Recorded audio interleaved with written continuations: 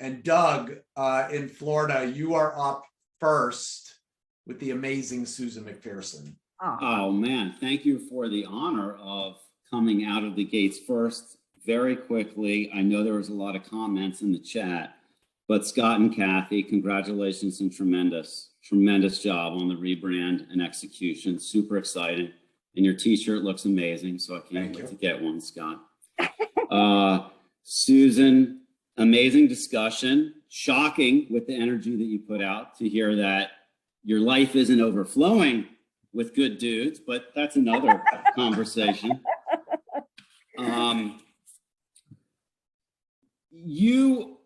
You've talked about, or I heard you talk about in a video I was watching, that putting that the connection as you think of it and frame it is not ever about putting others ahead of yourself. Is that right? Yes, you're still taking the oxygen mask first. Correct. So in my own life, and the word curiosity has come up so many times, which I think is absolutely like bullseye.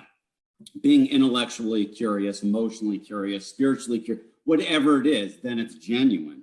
And I feel like for those of us, and there's lots of us that have this attitude of life is not a zero-sum game, it allows me to really celebrate the success of others, to cheer on others, to lead from a place of, I frickin' just want to see somebody else thrive, because I feel like I selfishly then just gain energy from that.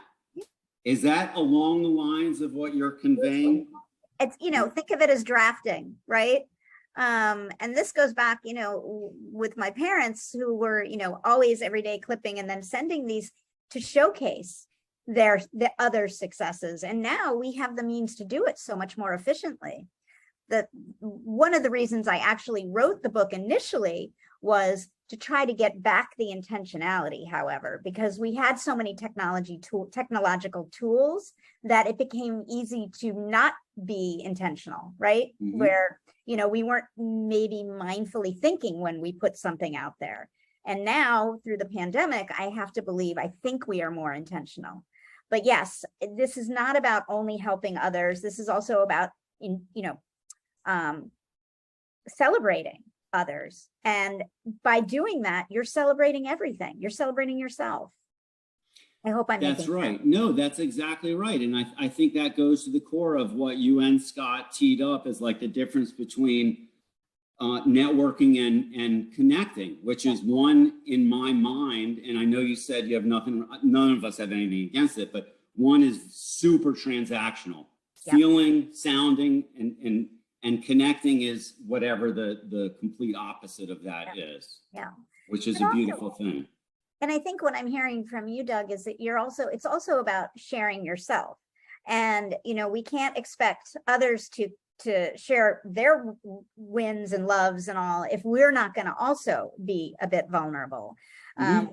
When I'm asked about introverts and connecting for introverts, I often say, because we have the luxury often to know who's in the room before we go, whether it's a virtual or real room, we can intentionally think, who is it that I want to connect with? And I often say, pick 3.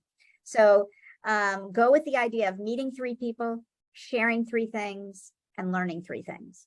Mm-hmm. And then you can go hide in the bathroom or hide under your bed or order room service or what have you. But you can take that, it can be 4, it could be 2, it's just a way if we're feeling, because a lot of us have been out of practice too. It can be very overwhelming. And that's a way, but if you notice, it's share 3 things too. So it's, it takes 2 or 3 or 4. Yep. So excellent point.